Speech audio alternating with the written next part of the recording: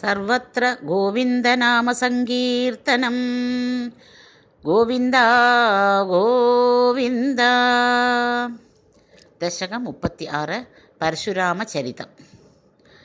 അത്രേഹേ പുത്രതയാ പുരാ ത്വം അനസൂയായാം ഹി ദത്താവിദോ ജാതശിഷ്യനിബന്ധതന്ത്രിതമനാഃ സ്വസ്ഥശ്ചരൻ കാന്തയാ ദൃഷ്ടോ ഭക്തതമേന ഹേഹയ മഹീപാലേന തസ്മൈ വരാൻ അഷ്ടൈശ്വര്യമുഖാൻ പ്രദായ ദദിത സേനൈവ ചാന്ദേ വദം. നാരായണ നാരായണ നാരായണ നാരായണ നാരായണ നാരായണ നാരായണ നാരായണ.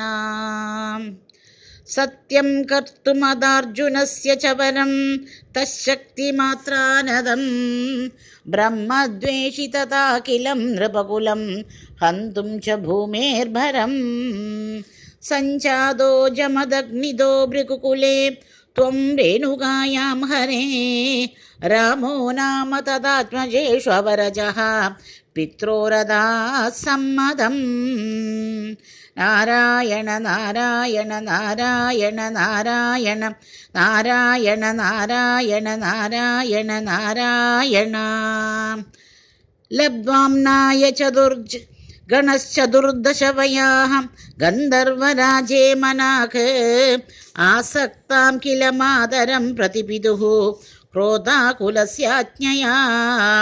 നാദാജ്ഞാദികസോദരൈ സമമിമാം ചിത്വാദശാന്താത് പിതുഃ തേഷാം ജീവനയോഗമാഭിതവരം മാതാ ച തേദാദ്വരാൻ. പിത്രാ മാതൃമുദേസ്തവാഹൃദവിയദ്ദേനോർനിജാതാശ്രമാത് പ്രസ്ഥായാദ മൃഗോർഗിരാ ഹിമഗിരൗ ആരാധ്യ ഗൗരീപതിം.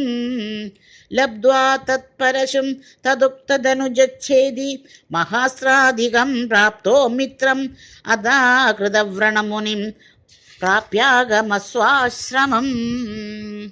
ആഖേഡോ ഭഗതോ അർജുനഃ സുരകവീ സംപ്രാപ്ത സമ്പദ്ഗണൈഃ ത്വത്പിത്രാ പരിപൂജിത പുരഗതോ ദുർമന്ത്രിവാചാ പുനഃ.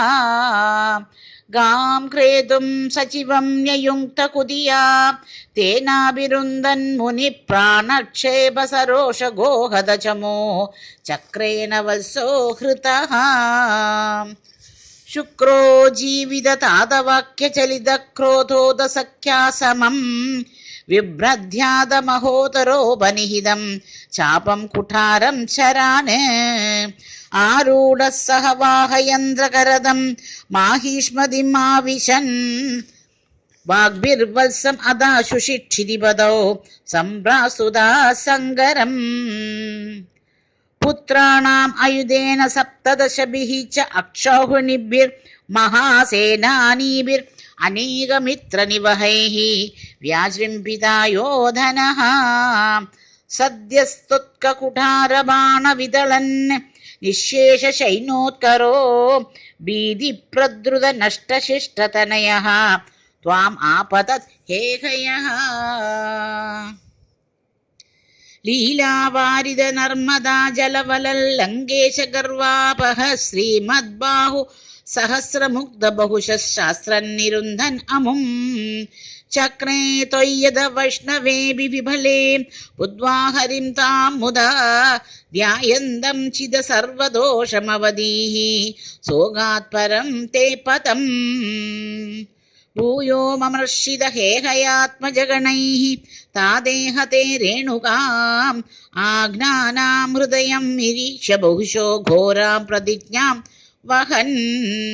ധ്യാനാനീതരഥായുധസ്ത്വം അകൃതാഃ വിപ്രദ്രുഹ ക്ഷത്രിയാൻ ദിക്ചക്രേഷു കുഠാരയൻ വിശിഖയൻ നിക്ഷത്രിയാം മേദിനീം.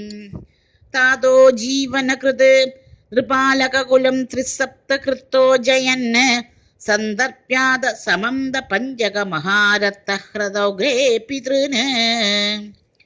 യജ്ഞേക്ഷ്മാമഭികാശ് കാശ്യപാദിഷു ദിശൻ സാൽവേന യുദ്ധൻ പുനഃ കൃഷ്ണോ മും നിമനിഷ്യതീതി ശമിതോ യുദ്ധാത് കുമാരൈർഭവാൻ. യസ്ത്രാസ്ത്രാണി മഹേന്ദ്രഭൂഭൃതി തപസ്തന്വൻ പുനർമജ്ജിതാം ഗോകർണാവതി സാഗരേണ ധരണീം ദൃഷ്ട്വാർത്തിതസ്താപസൈഃ ധ്യാതേശ്വാസ ധൃതാനലാസ്ത്രചകിതം സിന്ധും ശ്രുവക്ഷേപണാത് ഉത്സാരോദ്ധൃത കേരളോ ഭൃഗുപതേ വാദേശ സംരക്ഷമാം.